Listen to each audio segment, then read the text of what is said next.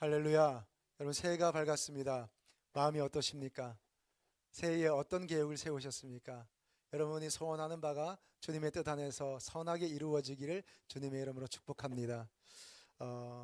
성장하기를 축복합니다. 어제보다 작년보다 지난해보다 더 성장하고 여러분 조그만큼이라도 더 성장해서 하나님의 기쁨 되기를 간절히 바랍니다. 저도 올해 소원이 있습니다. 하나님, 제가 손바닥만큼이라도 하나님 성장하게 해주십시오. 달라지게 해주십시오. 제 마음이 조금이라도 더 넓어지게 해주십시오. 제 언어가 조금이라도 선한 언어가 되게 하여 주옵소서. 제 마음을 만져주시고 하나님 제 깊이를 더하여 주옵소서. 이것이 저의 올해의 또 소원입니다. 여러분, 이 은혜가 여러분 가운데 있기를 축복합니다. 그 성장이란 측면에서 보면 여러분 언어가 얼마나 중요한지 모르겠습니다. 언어가 너무나 중요하겠습니다. 저는 설교를 하는 사람이잖아요.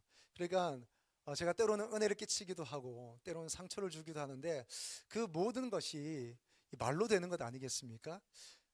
예수님 말씀하신 것처럼 사람이 입으로 들어가는 것이 사람을 더럽게 하는 게 아니라 사람의 입에서 나오는 것이 사람을 더럽게 한다고 말씀하셨는데, 그것처럼 인간과 자신과 또 관계에 있어서 이 언어만큼 중요한 것이 없는 것 같아요. 그런 면에서 보니까 제가 김창옥 교수, 김창옥 강사가 최근에 쓴 책을 제가 보게 되었습니다. 그 책을 접하게 되면서 이런 대목이 있더라고요. 책 제목은 지금까지 산 것처럼 앞으로도 살 건가요? 라는 책입니다. 그 중에 이런 챕터가 있었습니다. 대를 이어야 할 것과 대를 끊어야 할 것이라는 주제가 있었는데 여기서 이렇게 얘기를 합니다. 서로의 무엇을 보고 결혼해야 할까요? 결국은 부모로부터 받은 모국어가 훌륭한 사람이 좋습니다. 모국어는 부모로부터 받은 언어의 유산입니다. 그러니 좋은 언어를 가진 사람과 결혼하시기를 추천합니다. 그러면 그 부모의 언어를 봐야 합니다. 그런 면에서 보면 이 언어는 참 우리에게 중요한데, 오늘 우리가 읽은 본문의 내용은 그 언어, 특별히 축복의 언어에 대해서 얘기를 하고 있어요. 하나님이 모세에게 아론을 불러서 말씀하십니다. 너희가 아론에게 축복의 언어를 주어라, 그렇게 말씀을 하시는 거죠. 그 축복의 언어를 통해서 예수님이 오실 때까지, 신약 성경이 만들어질 때까지 계속해서 구약에서는, 구약 시대에서는 이 말씀으로 백성들을 축복해 왔었습니다. 대한민국의 많은 예배들이 축도로 마치게 되는데 여러분이 주로 듣고 받는 축도가 고린도후서 13장 13절의 말씀입니다. 주 예수 그리스도의 은혜와 하나님의 사랑과 성령의 교통하심이 너희 무리와 함께 있을지어다. 여러분, 이것이 신약의 축도입니다. 그러면 구약의 축도가 있을까요? 구약의 축도가 바로 우리가 읽은 이 본문의 민수기 6장 24절에서 26절까지의 말씀입니다. 여러분, 24절부터 26절까지 말씀 한번 읽어보실까요? 다시 한번. 여호와는 내게 복을 주시고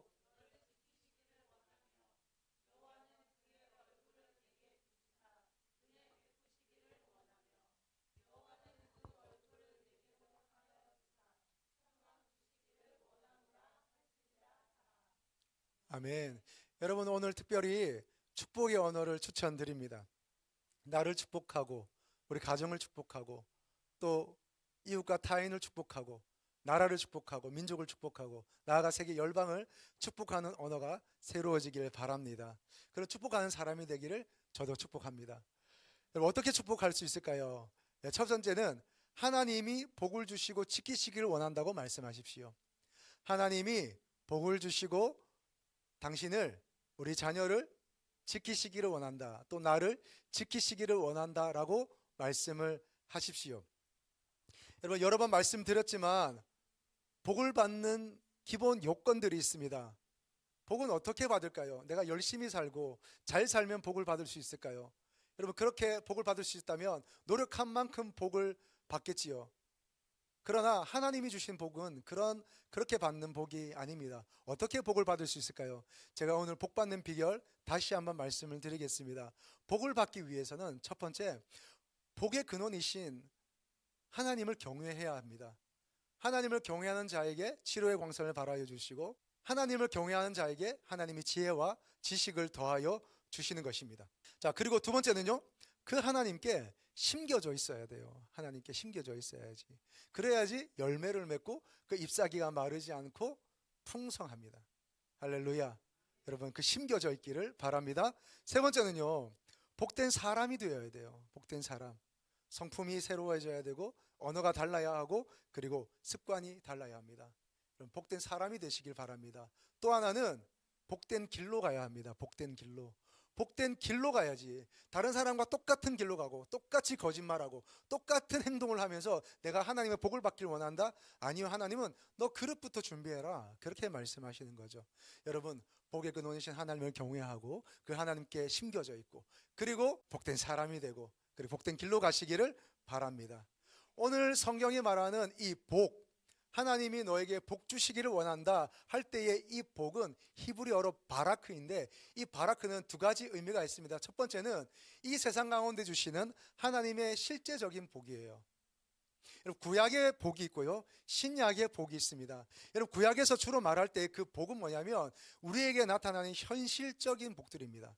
성공이라든지 또는 장수라든지 또 잘 되는 거라든지 그런 것, 부귀, 영화, 이런 것들, 내가 실제로 가질 수 있는 복들을 구약에서 말하는 복입니다. 그런데 그 복과 함께 하나님이 이 신약 가운데서 예수님을 통하여 주시는 복이 있는데, 그 복이 뭐냐면 하늘의 복이죠. 신령한 복이죠. 본질적인 복이고 또 더 근원적인 복이에요. 여러분, 요즘 한국교회가 여러 가지로 조금 어려움들이 있다 보니까 우리가 실제적으로 대놓고 하는 어떤 복을 구하는 것에 대해서 조금 터부시하는 경향이 있습니다. 좀 조심스럽고, 그리고 뭔가 하늘의 복을 구하고 신령한 복을 구하고 또 영적인 것들, 또 근원적인 것들 말해야만 건강한 사람인 것처럼 우리가 여겨지는, 그래서 좀 위축되는 게 있어요. 여러분, 하나님 우리가 건강하길 싫어하실까요? 하나님 우리의 필요가 채워지는 것을 싫어하실까요? 우리의 관계가 좋아지는 것을 싫어하실까요? 우리가 적절한 영향력 있는 위치에 올라가는 것을 하나님이 싫어하실까요? 싫어하지 않으세요. 그것을 바라고 원하는 것은 지극히 당연한 마음이고 또 인간적이고 또 하나님께서 우리에게 그걸 주기를 원하십니다. 문제는 그것만 바라고 그것에 천착하는 것이 문제입니다. 그것이 복의 전부인 줄 알고 그것만 하나님께 구하고, 하나님, 제가 이제 교회 다니잖아요. 제가 예수님 믿잖아요. 복을 주세요. 하나님, 보이는 복을 주세요. 여러분, 그렇게만 기도하는 것이 문제입니다. 그런데 그렇기 때문에 예수님을 통해서 더 근원적인 복, 더 하늘의 복, 더 선한 복들을 우리에게 주시는 겁니다. 여러분, 이 두 가지 복이 다 있기를 축복합니다.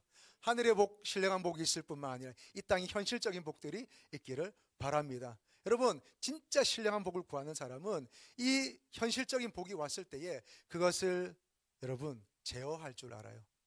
그것을 다룰 줄 알고 그것을 흘려보낼 줄 아는 사람이 되는 것입니다. 이 은혜가 있기를 주님의 이름으로 축복합니다. 이 바라크의 두 번째 뜻은 뭐냐면 무릎 꿇다라는 뜻이 있습니다. 무릎 꿇다. 무릎 꿇는 거예요. 하나님이 우리를 축복하실 때 어떤 마음일까요? 위에서 누르는 기도이기보다는 하나님이 우리에게 무릎을 꿇고 또 우리를 향하여 그 의자에 앉은 어린아이에게 무릎에 손을 얹고 기도하는 것 같은 그런 자세로 하나님 우리에게 축복하시는 것이죠. 여러분, 22절의 말씀 다시 한번 읽겠습니다. 22절입니다.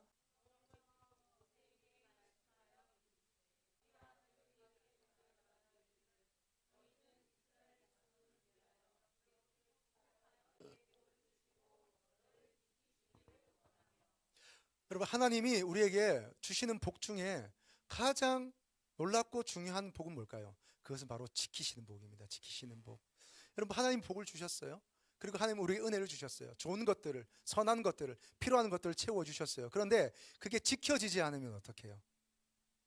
지켜지지 않으면 그것이 다 소용이 없습니다. 잠깐은 누릴 수 있고 잠깐은 좋을 수 있겠지만 하나님이 우리를 지켜주셔야만 그것들도 우리가 지킬 수 있는 것입니다. 하나님이 우리에게 주는 가장 좋은 복은 뭐냐면 지키시는 거예요. 오늘도 하나님이 불꽃 같은 눈동자로 우리를 지켜주신 줄로 믿습니다. 우리를 주목하고 계세요. 우리를 바라보고 계세요. 그래서 여러분, 주님의 이름으로 권면드립니다. 하나님의 눈이 주목할 수 있는 사람이 되십시오.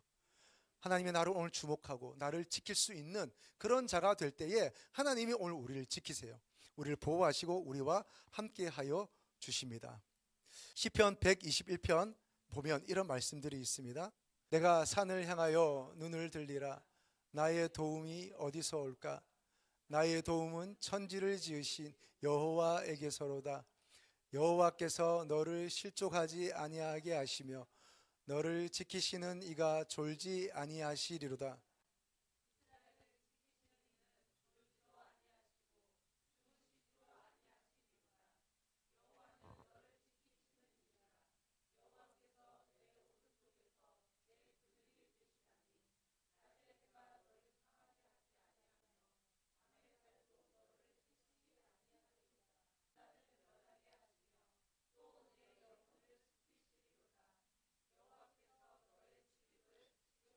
영원까지 지키시리로다.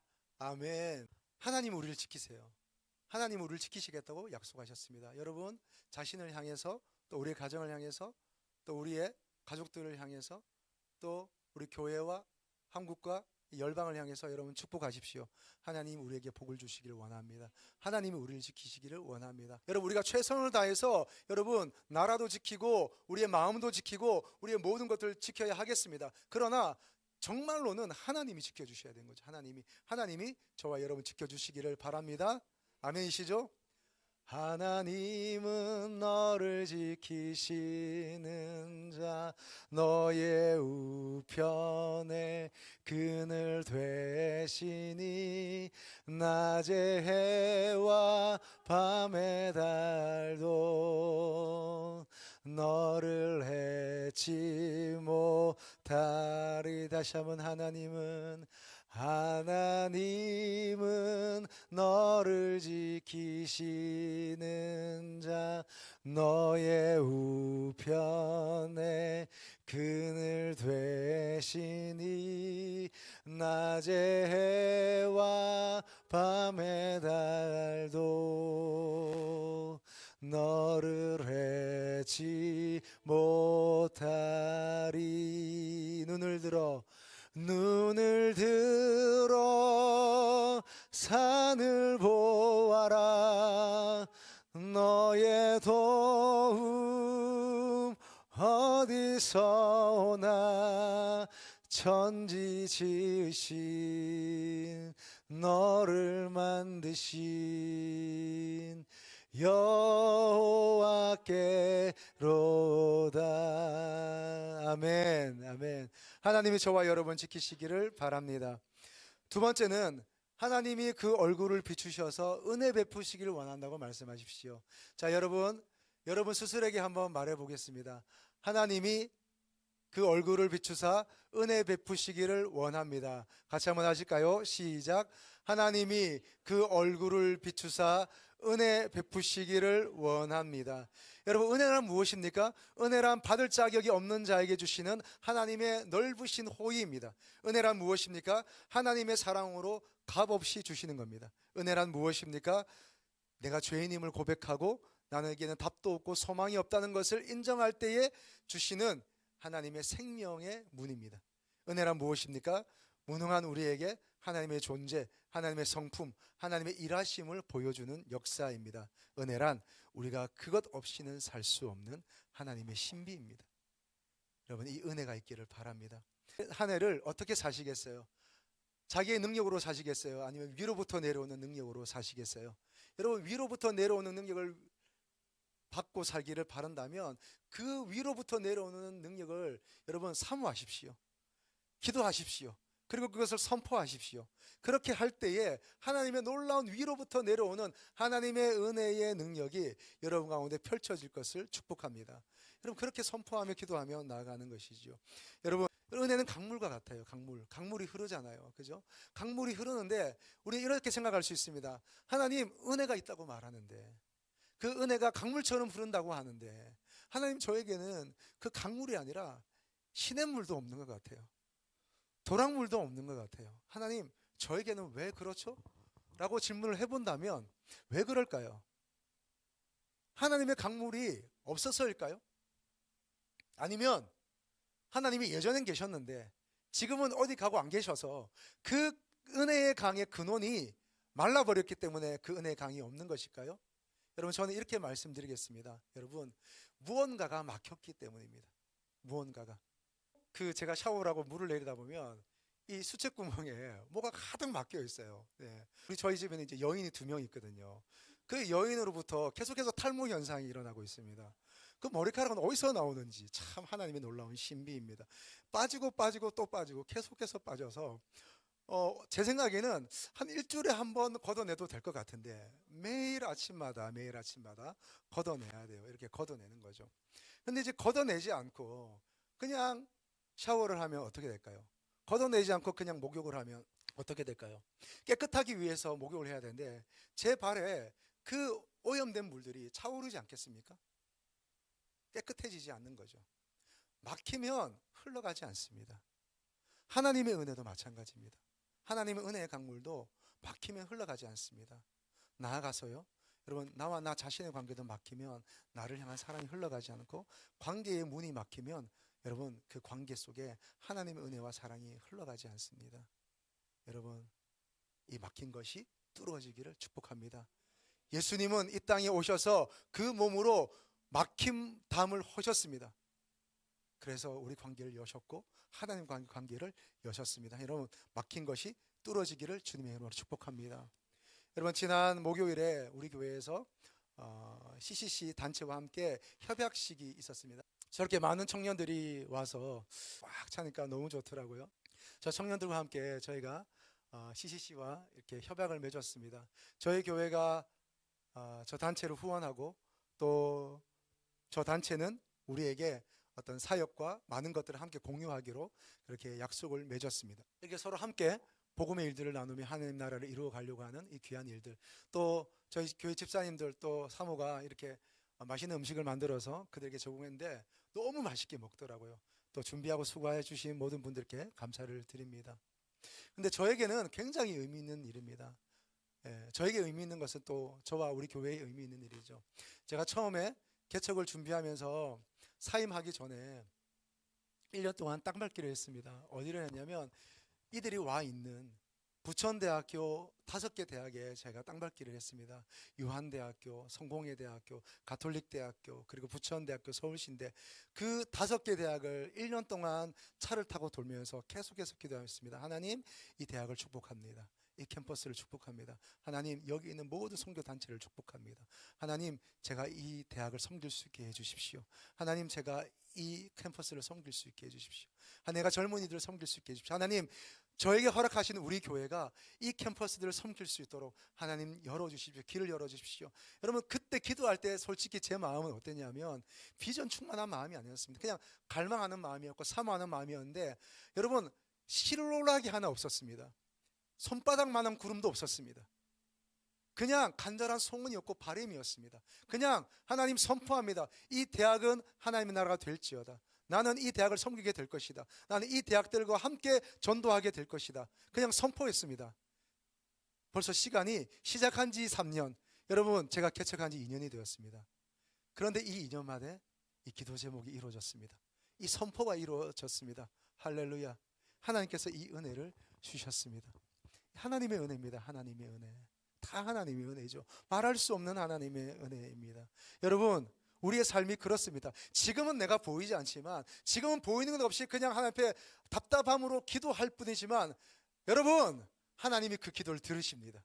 하나님이 내 말이 내 귀에 들리는 대로 시행하리라 하신 대로 여러분 선포하십시오. 사모하십시오. 하나님의 은혜를 구하십시오. 하나님 은혜를 더하여 주옵소서. 하나님 계속해서 우리 교회에 은혜를 더하여 주실 줄로 믿습니다. 계속해서 우리는 선포합니다. 여러분, 금요일 라마나에 오셨습니까? 라마나에 오시면 매일 밤마다 우리는 선포하며 기도합니다. 그 모든 기도 제목들을 하나님이 들으신 대로 행하여 주실 줄로 믿습니다. 선포하고 하나님의 은혜를 구합니다. 그 은혜가 우리 가운데 펼쳐질 것입니다. 할렐루야. 여러분, 저와 여러분을 축복합니다. 하나님의 은혜가 넘치기를 축복합니다. 그리고 세 번째, 우리가 어떻게 축복할 수 있을까요? 하나님께서 그 얼굴을 향하여 드사 평강 주시기를 원한다고 말씀하십시오. 여러분, 하나님의 복을 선포하십시오. 그리고 하나님의 은혜를 선포하십시오. 하나님의 평강을 선포하십시오. 여러분, 이 평강 가운데 하나님의 놀라운 진리들이 있습니다. 여러분, 지성지수를 IQ라고 얘기합니다. 감성지수를 EQ라고 하는 것 아니겠습니까? 여러분, EQ라는 단어를 가장 먼저 유행시켰던 하버드 대학교의 다니엘 골먼이라는 교수가 이런 말을 했습니다. 괜찮은 사람과 탁월한 사람의 차이는 감성적 자기 통제 능력이다. 괜찮은 사람과 탁월한 사람의 차이는 감성적 자기 통제 능력이다. 그만큼 마음 다스리는 것이 쉽지 않다는 말인 것이죠. 여러분, 현대인의 특징이 있습니다. 현대인의 특징들이 여러분 이 세 가지가 아마 하나 정도는 여러분에게도 나타나실 거라 생각을 합니다. 첫째는 밤에 잠을 자는 것이 아까워요. 밤에 뭐라도 볼 수 있고 뭐라도 할 수 있고 할 것 같은데 이 밤에 잠을 자는 것이 조금은 아깝게 느껴지는 겁니다. 그래서 이 자는 시간이, 취침 시간이 조금씩 더 연장되는 겁니다. 또는 자다가 중간중간에 깨기도 해요. 자꾸 깨요, 중간에. 그리고 또 하나, 알람을 맞춰놨는데 알람 전에 깨는 겁니다. 이런 일들이 현대인들에게 다반사로 일어나간다고 합니다. 그런데 가장 많이 있는 것은 뭐냐면 잠자기를 아까워하는 거죠. 여러분, 하나님께서 주시는 이 잠을 이렇게 안 자도 되는 건가? 여러분, 많은 사람들이 잠자기를 아까워요. 그래서 밤늦게까지, 새벽까지 깨어 있습니다. 왜 그렇게 할까요? 많은 뇌과학자들은 이렇게 얘기합니다. 불안 때문이라고 얘기합니다. 불안하기 때문에, 그 불안이 잠자는 것을 아까워하고, 불안하기 때문에 숙면을 취하지 못하고 잠이 깨는 겁니다. 불안하기 때문에 자기가 맞춰놓은 시간 이전에 깨게 되는 것이죠. 여러분, 성경에서 말하는 샬롬이 있습니다. 성경에서 말하는 샬롬. 그 샬롬은 뭘까요? 그 샬롬은 그저 고요한 호수 같은 샬롬이 아닙니다.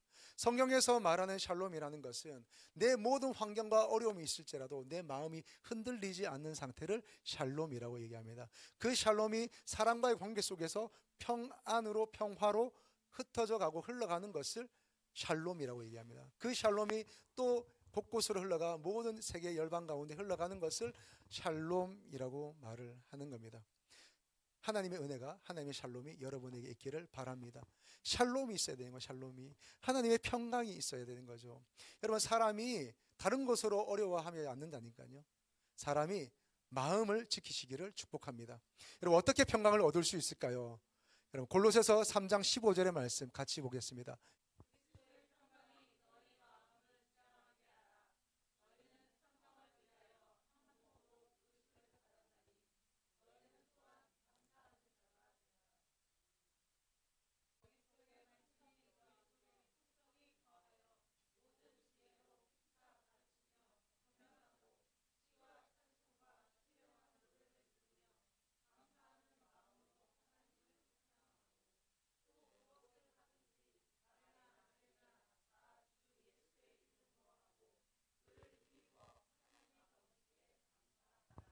아멘. 어떻게 우리가 평강하고 안정된 마음을 취할 수 있는가? 감사하는 거죠. 감사를 입으로 선포하고 감사를 말할 때 우리 마음이 평안하게 될 것입니다. 빌립보서 4장 6절 7절은 아무것도 염려하지 말고 다만 모든 일에 기도와 간구로 너희 구할 것을 감사함으로 하나님께 아뢰라. 그리하면 모든 지각에 뛰어난 하나님의 평강이 그리스도 예수 안에서 너희 마음과 생각을 지키시리라. 무엇이 우리의 마음과 생각을 지켜요? 예, 예수 그리스도의 하나님의 지각입니다. 그런데 그 지각이 어디서부터 와요? 하나님을 향한 감사로부터 오는 것입니다. 두려워하지 않고 염려하지 않고 아직도 나에게 일어나지 않는 일을 미리 두려워하지 않고 하나님 앞에 감사하는 겁니다. 감사할 때에 하나님의 놀라운 평강이 여러분에게 있을 줄로 믿습니다. 여러분, 저는 우리 교회가 이제 25년 앞으로 한 해에 가정 예배를 운동으로 펼치려고 하는데요. 그럼 가정 예배 제가 고민이 많았습니다. 어떻게 가정 예배를 할까? 수많은 고민과 기도 끝에 가정 예배는 참 좋은 것이고 우리에게 필요한 것인데 많은 분들이 이 가정 예배를 좀 부담스럽게 생각하는 것 같아요. 그리고 어려워하는 것 같아요. 그래서 가정 예배라고 한다면 우리 이제 기성세대 분들은 어릴 때 드렸던 그 가정 예배, 사도신경하고 찬송 부르고 말씀 읽고 주기도문으로 마치고 그렇게 생각하는 것 같아요. 그래서 이 가정 예배가 우리에게 좋은 힘과 은혜와 좋은 추억과 능력이기보다는 좀 뭔가 부담스러워하는 것 같아요. 그래서 제가 고민했습니다. 어떻게 가정 예배를 은혜 가운데 드릴 수 있을까 생각하는 가운데 일단 1단계로 감사 예배를 드립니다. 감사 예배. 가족들이 모여서 찬양을 부를 수도 있고 찬양을 안 불러도 됩니다. 그러나 한 사람씩 돌아가면서 오늘 있었던 감사를 한 가지도 좋고 세 가지도 좋고 이렇게 감사를 나누는 겁니다. 감사를. 저는 오늘 이런 일이 있었는데 이래서 감사해요. 저는 이것 때문에 감사해요. 예, 저는 이렇게 해주셔서 감사해요. 오늘 엄마가 맛있는 음식을 해주셔서 감사해요. 예, 오늘 가족 모두가 평안하게 돌아와서 감사해요.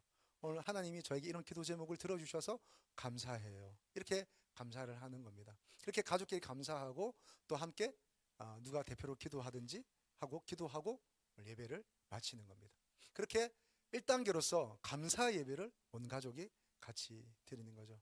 여러분, 감사가 모든 것임을 기억하시기를 축복합니다. 여러분, 평강을 선포하십시오. 나에게 평강을, 우리에게 평강을, 우리 모두에게 평강을 선포하시는 저와 여러분의 한 해가 되기를 바랍니다. 여러분, 제가 책에서 한 가지 글을 읽었어요. 글을 읽는데 이런 얘기가 있더라고요. 그분이 이런 이야기를 소개해 주시는데 미국에 한참 정치 활동을 하던 그 정치가가 있었습니다. 그런데 39의 나이에 갑자기 소아마비에 걸렸습니다. 보행이 어려워졌습니다. 그는 다리에 쇠붙이를 고정하고 휠체어를 타고 다녀야 했습니다.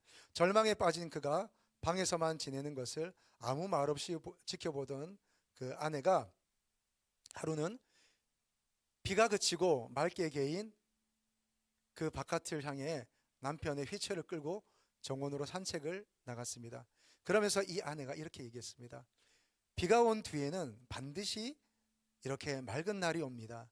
당신에게도 마찬가지예요. 뜻하지 않은 병으로 다리는 불편해졌지만 그렇다고 당신 자신이 달라진 건 하나도 없습니다. 여보, 우리 조금만 힘을 냅시다. 아내가 그렇게 대답했습니다. 그런데 이 남편이 이렇게 얘기했습니다. 하지만 나는 영원한 불구지 않습니까? 그래도 나를 사랑하시나요? 그랬더니 아내가 이렇게 얘기했습니다. 아니, 무슨 그런 섭섭한 말씀을 하세요? 그럼 내가 지금까지 당신의 두 다리만 사랑했나요? 그리고 이렇게 얘기했습니다. 당신은 이 다리를 가지고 다시 일어나 이 나라의 대통령이 될 것입니다 라고 얘기를 했습니다. 이분이 누구냐면 미국의 경제 공황을 뉴딜 정책으로 극복하고 2차 세계대전을 승리로 이끌어낸 루즈벨트 대통령이라고 합니다. 루즈벨트 대통령도 훌륭하겠지만 저는 그의 아내가 더 훌륭하지 않나 이런 생각을 합니다. 왜 그의 아내는 훌륭하다고 말할 수 있을까요? 축복의 언어를 가졌기 때문입니다. 여러분, 오늘 축복의 언어가 나를 살립니다. 축복의 언어가 우리를 살립니다. 축복의 언어가 우리나라를 살립니다. 여러분, 계속해서 우리나라를 향해서 비방하고 원망하면 이 나라는 어떻게 되겠습니까? 적어도 우리 교회만이라도, 믿는 사람만이라도 우리나라를 축복하십시다. 이 민족을 축복하고 여러분의 가정을 축복해야 하지 않겠습니까? 때로는 내 배우자에게 서운하겠고 때로는 화가 많이 나겠지만 여러분, 축복하는 것이 더 그 문을 여는 열쇠가 되지 않겠습니까? 우리 자녀를 축복하십시다. 우리 가정을 축복하고 그 축복의 은혜가 저와 여러분의 언어가 되기를 축복합니다. 사랑합니다. 고맙습니다. 축복합니다. 할 수 있습니다. 평강이 있습니다. 은혜가 있길 축복합니다. 하나님의 손이 함께 하십니다. 하나님의 얼굴이 비추기를 주님의 이름으로 축복합니다.